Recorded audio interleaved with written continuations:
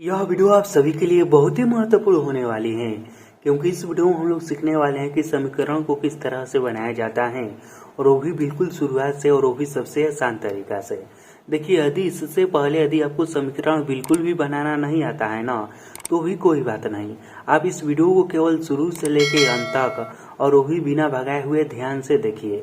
यह वीडियो जैसे ही खत्म होगा ना, आप समीकरण बनाना बहुत ही अच्छे से सीख जाएंगे। देखिए, इस तरह से छोटे छोटे लेके एडवांस लेवल तक मैं यहाँ पर कुल मिलाकर 7 समीकरण लिखा हूँ, और इन 7 समीकरण को यदि आप सीख जाते हैं तो फिर आपको इस तरह के समीकरण बनाने में कभी भी दिक्कत नहीं होगा। तो चलिए इस वीडियो को हम शुरू करते हैं। तो सबसे पहले हम यह समझ लेते हैं कि समीकरण बनाने का नियम क्या है, और नियम में भी मुख्य रूप से हमें इस वाले नियम को समझना होगा। देखिए, समीकरण में ना बराबर किस पर या उस पर कोई भी चिन्ह जाता है ना, तो वह किस तरह से बदलता है, पहले हमें वह समझना होगा। यदि आप लोगों को वह अच्छे से समझ में आ गया ना, तो फिर समझ लीजिए कि समीकरण बनाना भी आपको आ गया। देखिए, और यह नियम बहुत ही आसान है। नियम यह है ना कि कोई भी चिन्ह यदि प्लस में रहता है और यह बराबर के उस पार जाता है तब माइनस में बदल जाता है। कोई भी चीज प्लस में रहता है, बराबर के उस पार जाता है तब माइनस में बदल जाता है। वहीं यदि कोई भी चीज माइनस में रहता है और यह बराबर के उस पार जाता है तो यह प्लस में बदल जाता है। इसके बाद ठीक इसी तरह से कोई भी चीज इस तरह से गुणा में रहता है और यह बराबर के उस पार जाता है तो यह भागा में बदल जाता है।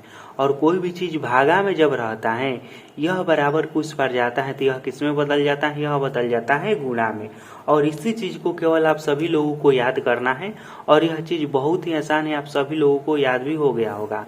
हमें मुख्य रूप से क्या याद करना है, तो इस चीज को याद करना है कि कोई भी चीज प्लस में रहेगा तो बराबर कुछ पर जाएगा तो माइनस में बदल जाएगा, और ठीक इसका उल्टा भी होता है। माइनस रहेगा तो प्लस हो जाएगा, गुणा रहेगा तो भाग, और भाग रहेगा तो गुणा हो जाएगा। अब देखिए, इतना सीख लिया आप लोग तो समीकरण समझिए कि आधा सीख गए हैं। अब आपको क्या करना है, किसी भी समीकरण बनाते समय देखिए, यह सब जितना भी समीकरण है ना, उन सब में हमें करना क्या होता है कि जो x रहता है ना, उसी का मान निकालना होता है। तो सबसे पहले हम क्या करेंगे, x का मान निकालने के लिए, यानी कि समीकरणों को हल करने के लिए, किनारे में इस तरह का हम तीर का चिन्ह देंगे।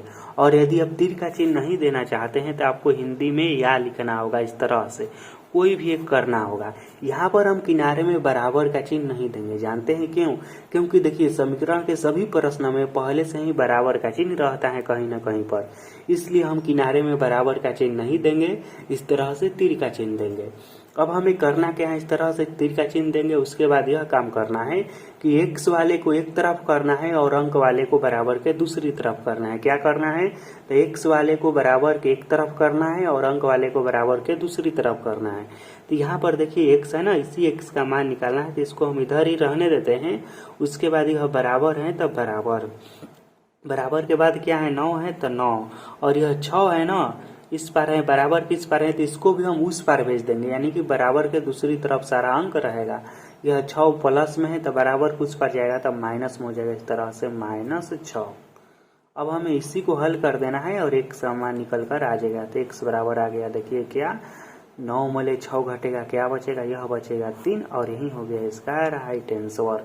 तो इस तरह से हम बहुत ही आसानी से इस प्रकार के समीकरण को हल कर सकते हैं। अब दूसरा और तीसरा समीकरण समझिए। देखिए, पहला वाला तो बहुत ही आसान था, लेकिन कोई बात नहीं, दूसरा और तीसरा भी आसान है। देखिए, धीरे धीरे जैसे ही हम आगे बढ़ेंगे, कठिन समीकरण आपको मिलेगा और आप बहुत ही मजे से इसको सीख भी जाएंगे। सबसे पहले क्या करना है, इस तरह से तीर का चिन्ह देना है। उसके बाद मैंने आपको क्या बताया, यह बताया है कि x वाले को एक तरफ करना है और अंक वाले को दूसरी तरफ करना है। यह पहले से 10 है तो 10, यह माइनस में है तो इस बार बराबर किस पर आएगा, तब प्लस में हो जाएगा 5। फिर तीर का चिन्ह, फिर x बराबर क्या हो जाएगा, तो 10 और 5 मिलकर हो जाएगा 15, और यही हो गया इसका आंसर। अब यह वाला समझिए। देखिए, इसको जरा ध्यान से समझिएगा। देखिए, इसमें है क्या, यहाँ पर है 5x बराबर 20, क्या है, तो यहाँ पर है 5x बराबर 20। तो यहाँ पर हमें x का मान निकालना है।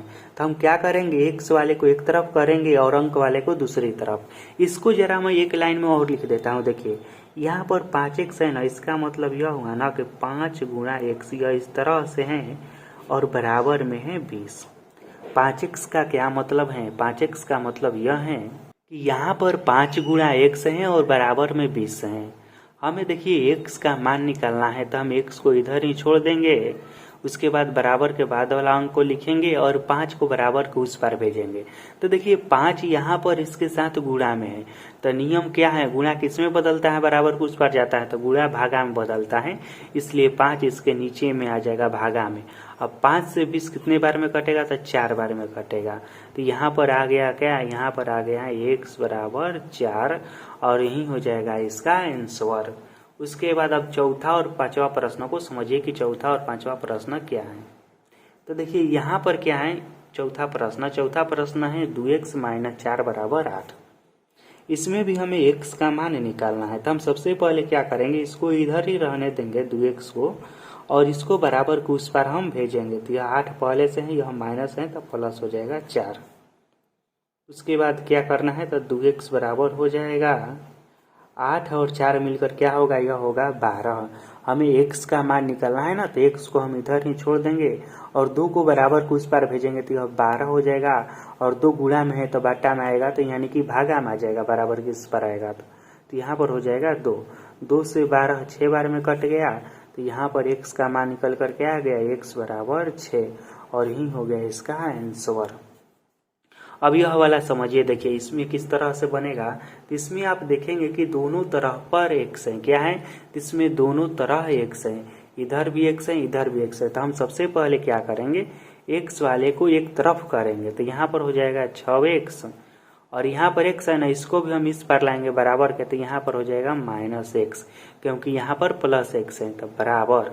अब यह 8 है तो 8, उसके बाद यह -2 है ना, तो उस पर जाएगा तो +2 हो जाएगा। अब हमें इन दोनों को क्या करना है, माइनस चिन्ह है तो घटा देंगे। तो 6x में x घटेगा, यह बचेगा 5x बराबर 8 और 2 मिलकर हो जाएगा 10। हमें x का मान निकालना है ना, तो x बराबर आ जाएगा 10 बटा में 5। तो 5 दूनी का 10, यानी कि x का मान निकल कर के आ गया, तो x बराबर आ गया है 5 और यही हो गया इसका राइट आंसर। तो हम इन दोनों समीकरण को बनाना सीखते हैं। और देखिए यह दोनों अलग हैं। क्यों अलग है, क्योंकि यह दोनों भिन्न के रूप में है। ठीक, अभी तक जो भी हमने पढ़ा वह भिन्न के रूप में नहीं था, सिंपल था, लेकिन यह सब भिन्न के रूप में है, कोई बात नहीं, यह भी उसी तरह से बनेगा। सबसे पहले हमें क्या करना है, इस तरह से तीर का चिन्ह देना है। उसके बाद x वाले को एक तरफ, अंक वाले को दूसरी तरफ। तो देखिए x वाला है वो यहाँ पर है, यह दोनों तो अंक वाला है, तो इसको भी हम उस पर भेज देते हैं। तो यहाँ पर हो जाएगा x बटा में 2 बराबर, यह पहले रहेगा 5 बटा में 2, उसके बाद यह प्लस है ना, तो हो जाएगा माइनस, बराबर को उस पर जाएगा तो, और 2 बटा में 3। अब हमें करना क्या है, देखिए जिस तरह से सिंपल भिन्न का जोड़ या घटाव बनाया जाता है उसी तरह से इसे हमें बनाना है। तो इस वाले भाग को हमें बनाना है और इस वाले को इसी तरह से छोड़ देंगे, क्योंकि यह अकेले हैं। तो यहाँ पर हो जाएगा x बटा में 2, फिर बराबर, यहाँ पर देखिए भिन्न का घटाव जिस तरह से बनाया जाता है, यह भिन्न का घटाव ही है ना, तो उसी तरह से इसको बनाएंगे। तो 3 और 2 का लघुत्तम निकालेंगे, तो यह आएगा 6। तो 2 के पहाड़ा हम पढ़ेंगे और देखेंगे कितने बार में 6 है, तो 2 के पहाड़ा में 3 बार में 6 है, तो हम 3 में इसके ऊपर जो संख्या है 5 उससे गुणा कराएंगे, तो यह हो जाएगा 15, फिर माइनस 3 के पहाड़ा में 2 बार में 6 है, तो 2 में हम 2 से कराएंगे, तो यह हो जाएगा 4 बराबर x बटा में 2। फिर इस तरह से देखिए यहाँ पर 11 मले 4 नहीं 15 मले हम 4 घटाएंगे, यह बचेगा 11 और बटा में है 6। अब हमें क्या करना है, देखिए इतना करने के बाद हमें तिरछा तिरछी गुणा करना है। क्या करना है, तो तिरछा तिरछी गुणा करना है। इस तरह से हम x में 6 करेंगे, तो यह हो जाएगा 6x बराबर 11 दूनी का हो जाएगा 22। हमें x का मान निकालना है ना, तो x बराबर आ गया क्या, तो 22 बटा में 6। कटेगा तो कटा दीजिए, देखिए 2 से 11 बार में, यह 2 से 3 बार में, x बराबर क्या आ गया 11 बटा में 3 और यही हो गया इसका राइट आंसर। तो इस तरह से जब भिन्न के रूप में रहेगा तो इसे हम इस तरह से बनाएंगे। अब 7वां समीकरण समझिए, देखिए क्या है, यहाँ पर है x बटा में 4 प्लस x बटा में 8 बराबर 5। इसमें x वाला दोनों एक ही तरफ है और अंक वाला दूसरी तरफ है, तो इसमें इस तरह से करने की जरूरत नहीं है। डायरेक्ट जिस तरह से भिन्न का जोड़ बनाया जाता है और भिन्न के जोड़ के रूप में है ना, तो जिस तरह से भिन्न का जोड़ बनाया जाता है उसी तरह से इसे हम बना देंगे।